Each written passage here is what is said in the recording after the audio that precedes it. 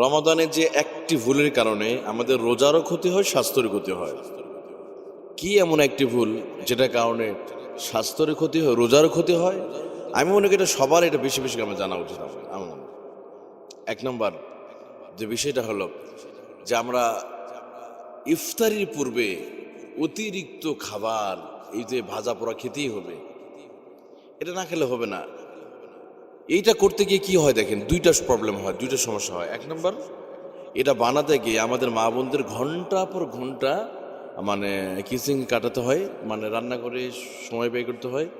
আপনি 3টা থেকে শুরু করছেন, বিভিন্ন আইটেম সব ভাজা পোড়া, এগুলো কোনো উপকার নাই, কোনো ফজিলত নেই এটার।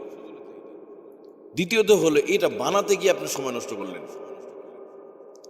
এ ভাজা পোড়া খায় গিয়ে অনেক উপকার হবে, অনেক লাভ হবে কি শরীরের? না, নিশ্চয় না। আপনি নিশ্চয়ই আপনি নিজের রোগের জন্ম দিবেন। আপনি রমাদানের পানাহার থেকে বিরত থাকার জন্য শরীরে যে উপকার হওয়ার কথা, এর চাইতে বেশি ক্ষতি হবে আপনার। বর্তমানে অনেকে রমাদান মাসে শরীরে ওজন বেড়ে যায়। কল্পনা করেন, দেখেন রমাদানে ওজন কমা কথা, সে ওজন বেড়ে যায়। কারণ কি? আমরা এত পরিমাণ খাই, এত পরিমাণ খাবার খাই যে আমরা ওজন কমে না। আপনি ভাজা পোড়া খেয়ে এটা বানাতে গিয়ে ঘন্টা পর ঘন্টা নষ্ট করতে হচ্ছে আমাদের মা বোনদের। এক, রোজার যে আবাদত, বিকাল 3টা থেকে নিয়ে ইফতারের আগ পর্যন্ত এই সময়টা দোয়া কবুলের সময়, আপনি রোজার সময়গুলো ধ্বংস করে দিলেন। 2 নম্বর, আপনি অসুস্থ হয়ে যাবেন, দ্রুত অসুস্থ হয়ে যাবেন। তাহলে এই একটি ভুলে আমাদের এই মারাত্মক। অথচ এবার চলেন রাসূলুল্লাহ সাল্লাল্লাহু আলাইহি ওয়াসাল্লাম তিনি কি করতেন ইফতারিতে। আরে নবীজি মুহাম্মদুর রাসূলুল্লাহ সাল্লাল্লাহু আলাইহি ওয়াসাল্লাম ইফতার আর সাহারিতে খেজুর দিয়ে ইফতারি করতেন, খেজুর দিয়ে সাহারি করতেন। এইটা বানানোর জন্য কোনো ঘন্টার পর ঘন্টা সময় দেওয়া লাগতো না। খেজুর ছিল, বাস বের করে পকেটে থাকবে, বের করেই তিনি ইফতারি করতেন, পানি খেতেন, শেষ।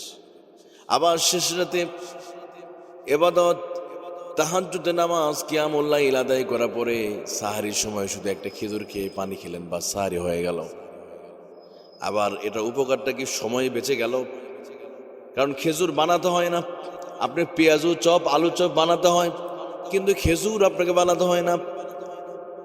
খেজুর সময় বাঁচিয়ে দিল।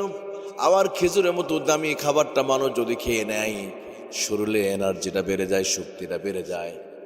অথচ নবীজি মুহাম্মদুর রাসূলুল্লাহ সাল্লাল্লাহু আলাইহি ওয়াসাল্লাম দেখানো পদ্ধতিতে আমরা সাহারি ইফতার করি না। এই জন্য রোজা করলেও আসে না, আমাদের উপকার হয় না আমাদের।